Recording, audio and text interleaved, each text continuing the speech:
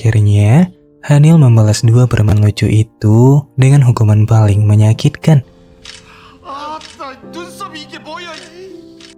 Jaemin lalu mengantar Jaerim ke rumahnya, kemudian berpisah dengan perasaan yang masih tak bisa ia ungkapkan.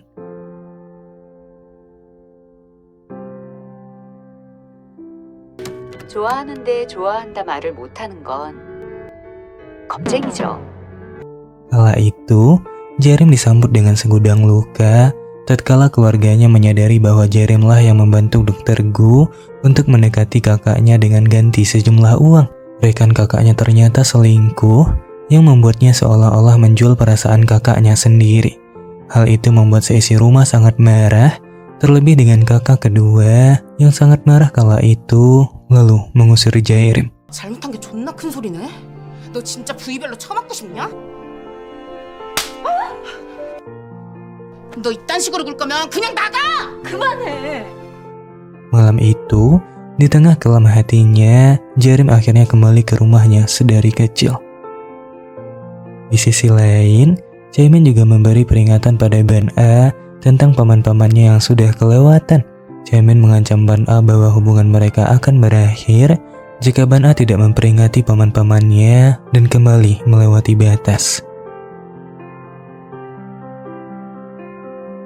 Esoknya, Jaerim kembali didatangi oleh Baekdo dan kembali meminta Jaerim untuk membuka hati. Ia yakin bahwa Jaerim adalah orang yang tepat, juga menerima apa adanya ia. Baekdo juga mengatakan bahwa ia akan mencintai apa adanya Jaerim. Kenyataan itu membuat Jaerim akhirnya merayu Chaemin bahwa ia akan berkencan secara resmi, yang akhirnya membuat Chaemin cemburu. Ia lalu mengajak Chaemin ke rumahnya untuk melihat pandangan Chaemin atas hidupnya. Jaerim bercerita tentang ia dan keluarganya, juga tentang hidupnya sedari kecil. Namun Chaemin menjelaskan bahwa Jaerim hanya melihat hidupnya dari lensa kebencian, tanpa tahu bahwa ia juga seorang putri yang manis. 알고 보면 너도 사랑스러운 아이라고. Momen itu membuat Jaerim akhirnya sadar bahwa Chaemin tidak bisa mengungkapkan hatinya, mungkin adalah karena situasinya, bukan karena Jaerim yang tidak cukup baik ataupun tidak pantas. Di sisi lain, Hwajin akhirnya sadar bahwa semua hadiah yang Dr. Gu beri selama ini adalah pemberian Jaerim selama ini untuk keluarganya. Ia sengaja menitipnya pada Dr. Gu agar keluarganya bisa menerimanya dengan baik.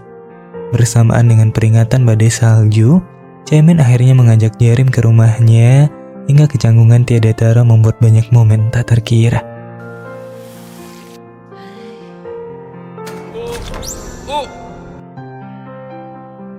얼굴이 빨간데. Tiba-tiba Jaerim mendapat telepon dari sang kakak yang memintanya untuk pulang dan makan daging bersama. Di detik akan pergi itulah momen tak terduga kembali terjadi.